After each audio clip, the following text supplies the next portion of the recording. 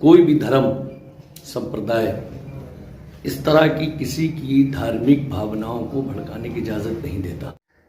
Bharatiya Janata party राजतंत्र में भरोसा रखती है, लोकतंत्र में नहीं। इस पार्टी की हुकूमत दौरान संविधान का गला घोंटा जा रहा है। जमहूरी जो आज़ादी है वो लोगों से छीनी जा रही है। जिन लोगों की हुकूमत में राष्ट्रपिता महात्मा गांधी की इज्जत महफूज नहीं है, उनका सम्मान महफूज नहीं है, वो देश और प्रदेश के आम नागरिक के हितों और उनके सम्मान की रक्षा कैसे कर सकते हैं। 2022 की शुरुआत इस भाजपा को हटाने की शुरुआत है। 2022 में आने वाले विधानसभा चुनाव में पूर्ण बहुमत की सरकार बनाएंगे और माननीय अखिलेश यादव जी मुख्यमंत्री होंगे।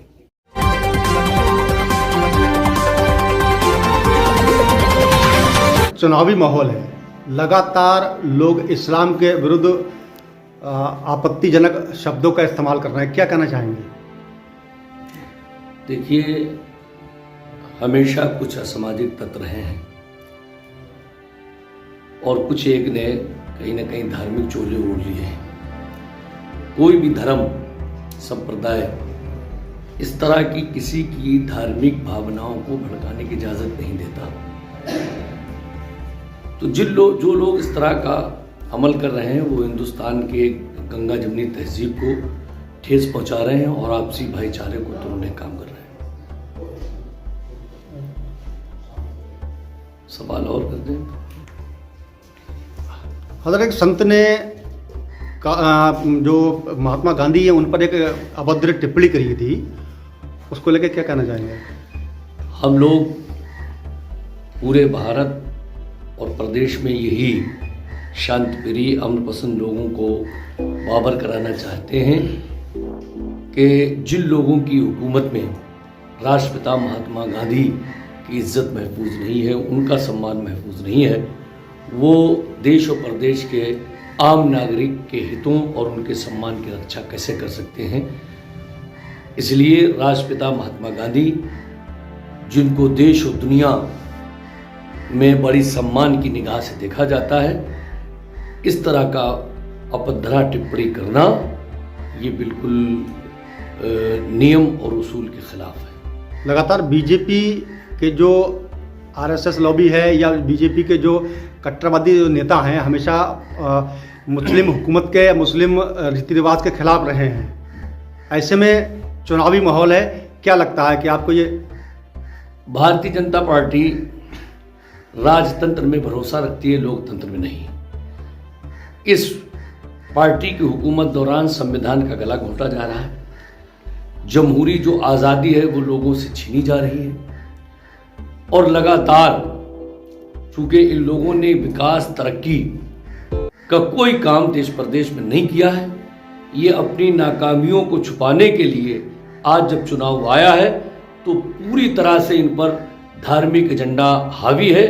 ये धार्मिक जज्बात उभार के वोट लेना चाहते हैं, लेकिन उत्तर प्रदेश की जनता भली भांति जान चुकी है, उसे रोजगार चाहिए, किसानों के जो मसाइल हैं उनका हल चाहिए, महंगाई से निजात चाहिए, विकास और तरक्की चाहिए।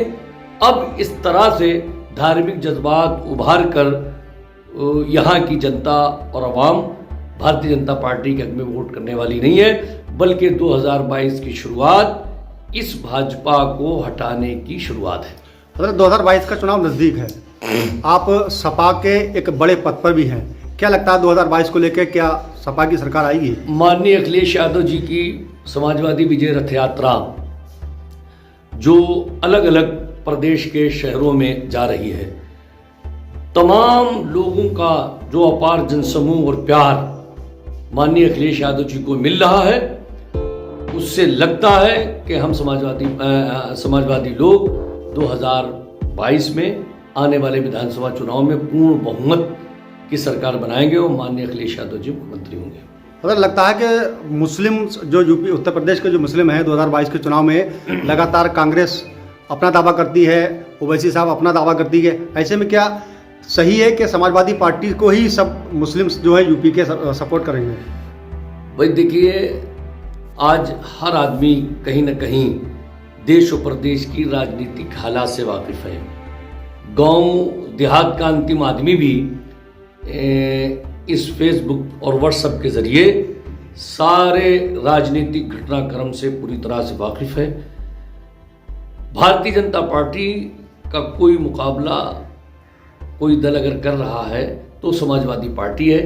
अगर लोगों को ये लगता है कि भारतीय जनता पार्टी की नीतियाँ संविधान विरोधी हैं, जनता विरोधी हैं, यहाँ के लोगों के हितों के खिलाफ है, तो सारे संप्रदाय और जात के लोगों को एकजुट होकर समाजवादी पार्टी के हक में मतदान करना चाहिए, ताकि भारतीय जनता पार्टी सत्ता से बेदखल हो। इसलिए कि सीधा सीधा मुकाबला भारतीय जनता पार्टी का समाजवादी पार्टी से, किसी अन्य दल से नहीं है।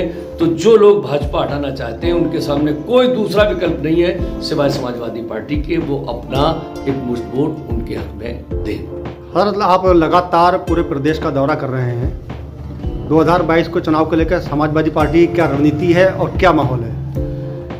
देखिए, हमारा उच्च जो नेतृत्व है वो पूरी तरह से हर तरह का प्रबंध इस चुनाव में कर रहा है, और जिस तरह से लोग घरों से निकलकर ऐसी सर्दी के मौसम में समाजवादी पार्टी की तमाम रैलियों और कार्यक्रमों में शिरकत कर रहे हैं, ख़ासतौर से माननीय अखिलेश यादव जी की समाजवादी रथ यात्रा में, उससे हर जनमानस को ये संदेश पूरी तरह जा चुका है कि आने वाला कल समाजवादी